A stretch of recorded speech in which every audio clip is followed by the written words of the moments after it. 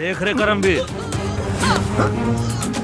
हमरा भैया के खिलाफ साजिश रचता रे, साजिश रचता रे, साजिश रचता रे, साजिश रचता रे।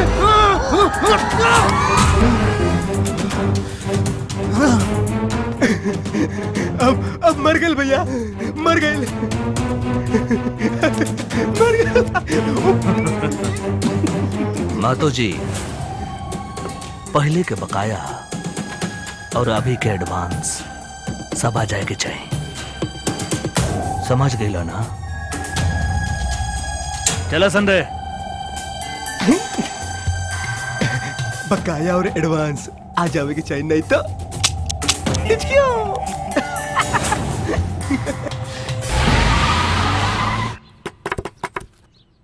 ला आ गेला महारथी सन, अब उहे जाके जगह हन।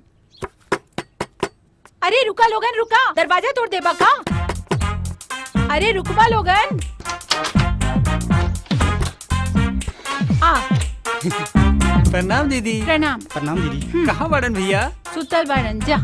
हमनी के तो जगह जगह के परेशान हो गए नहीं, अब जा तू लोग जगह के देख ला। हमनी के जगावे आवेला।